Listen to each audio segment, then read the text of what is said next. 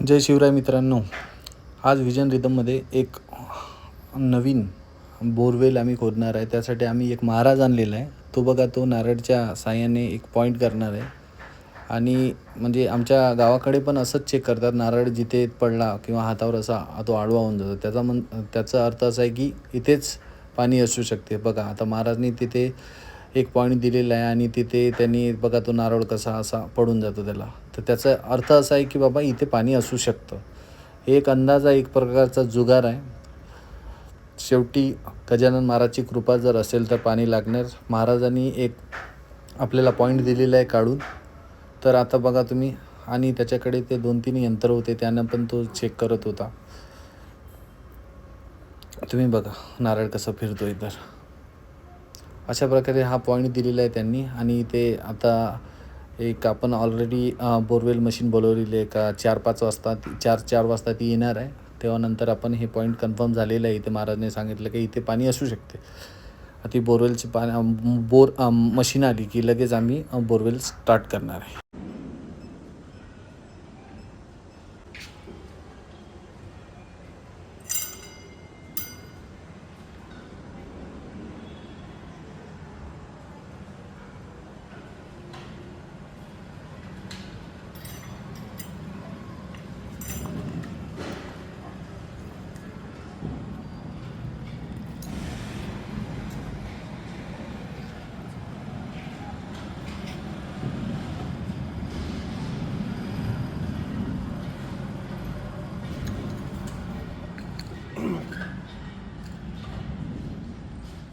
बोला ना.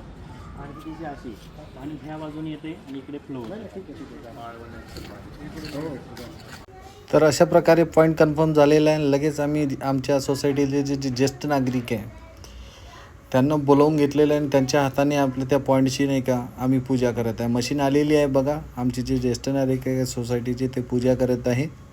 त्यांच्या हाताने पूजा करू आणि लगेच आपण जे बोरचा पॉईंट आहे तिथं बोर करायला सुरुवात करू.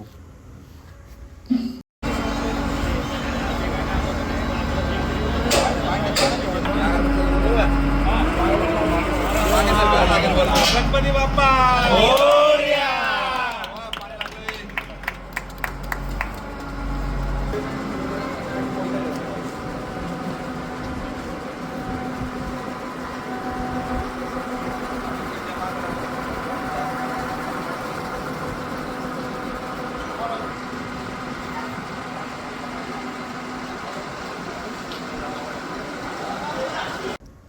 तर मित्रांनो, बोरचं काम चालू झालेलं आहे. आता तुम्ही बघू शकता, हे मशीन आहे. एक मशीन समोर आहे ट्रकवर. आणि हे बघा इथं पाणी आपल्याला थोडंफार लागलेलं आहे. म्हणजे 1.5 इंच पाणी लागले आपल्याला. 150 फुटावरच लगेच पाणी लागलं.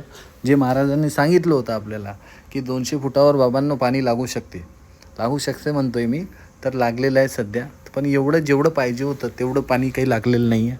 पण ठीक आहे, जेवढं लागलं तेवढं बी सफिशियंट आहे. आता बघू समोर आपलं जे बोर करणं आहे चालू. आपण ॲटलिस्ट 450 फूटपर्यंत जाणार आहे. थोडंफार पाणी लागलेलं आहे सध्या, पण एवढं आपल्याला सफिशियंट नाही आहे. त्यामुळे सर्व कमिटी मेंबरनं विचार केला की थोडा जास्त खोदून टाकू. तर चालू आहे आता प्रोसेस.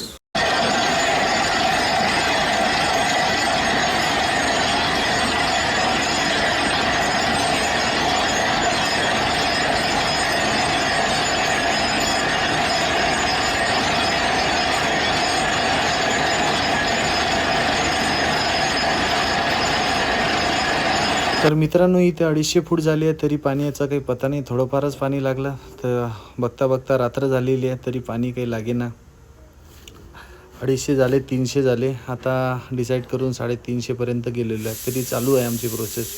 तिथे बघा ते कामगार भाऊ आपला थोडंसं तिथली माती काढतो आहे, जेणेकरून त्याला तिकडे काम करता येईल. 350 झालेले ऑलरेडी, पण पाण्याचा काही पता नाही. बघू आता पाणी लागते का नाही.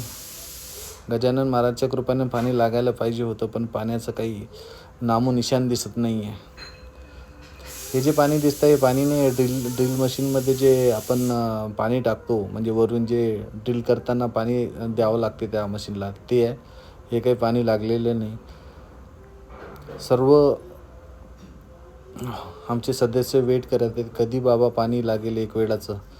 त्यासाठी आम्ही वेट करतो आहे. सर्व मेंबर थांबलेले आहे इथे आणि बघताय की बाबा पाणी लागून जायला पाहिजे लवकरात लवकर.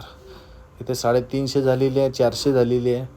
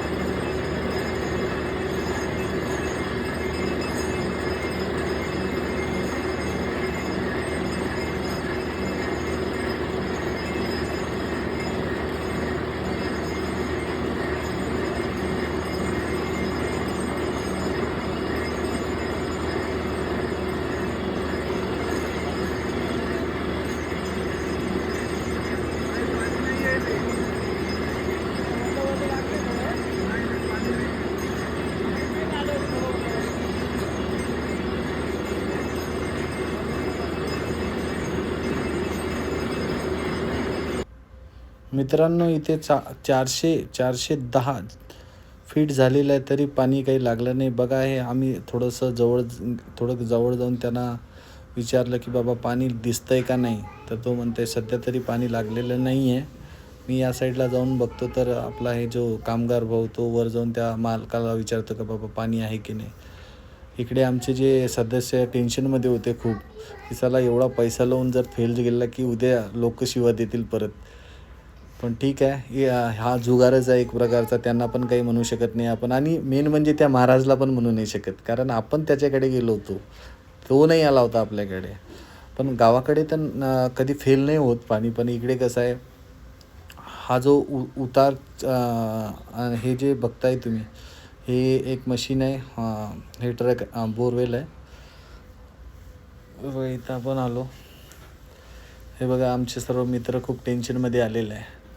सर्व मित्र बरोबर विचार करायचं बाबा काय करायचं आता. बोर 450 झाला तरी पाणी लागत नाही. आणि त्या मिस्त्री जो होता बोरवेला त्याला सांगत आहे की बाबा काय करायचं सांगतो. तर तो म्हणतो आहे की आणखी परत एक 50 फूट आपण खोदूया, बघूया जर होते की. तर एवढा तर जुगार केलेलाच आहे, तर थोडा आणखी करूया. तर चालू आहे, सांगितलं आहे त्याला. तर परत तो खोदत आहे. बघू आता पाणी लागते का नाही. गजानन महाराजच्या कृपेनं लागलेलं पाहिजे. सर्व लोक आशेने वरूनसुद्धा बघत आहे की बाबा पाणी लागले. लहान मुलंसुद्धा मला विचारत होते की बाबा काका पाणी लागलं का नाही.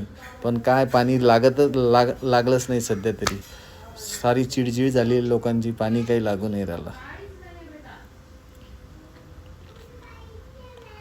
बघा सर्व थांबलेल्या नवीन पाईप आम्ही टाकतच आहे तरी पाणी काही लागतच नाही आहे.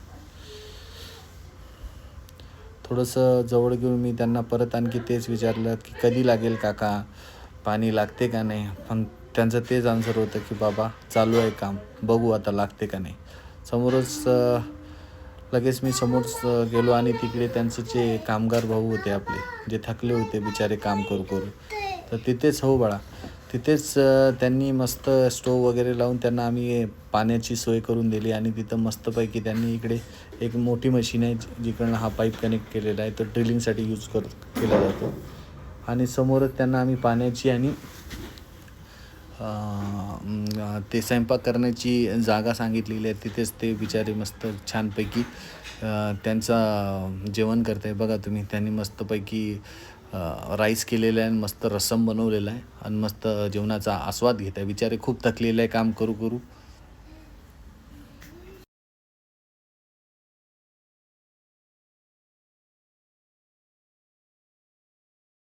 तर अशा प्रकारे मित्रांनो आम्हाला पाणी आज तर लागलं नाही आहे. 450 फीट बोर आम्ही केलेली आहे. 1.5 इंचच पाणी लागलेलं आहे. सर्व बंधू आमचे टेन्शनमध्ये आहे, काय करायचं काय नाही. तर आपण महाराजाकडून 2 पॉईंट करून घेतले, तर 1 पॉईंट तर आपला आता खाली गेल्यासारखाच आहे, कारण की त्याला 1.5 इंचच पाणी आहे, थोडंसंच पाणी लागलेलं आहे.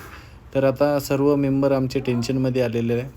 तर आपण दुसरा पॉईंट जो आहे तो खोदणार आहे. लगेच आपण एक 15-20 मिनटात किंवा हे काम झालं की लगेच तिकडे मशीन शिफ्ट करून तो दुसरा पॉईंट स्टार्ट करणार आहे. तर असेच नवीन नवीन व्हिडिओ बघण्यासाठी लाईक करा, सबस्क्राईब करा. थँक्यू.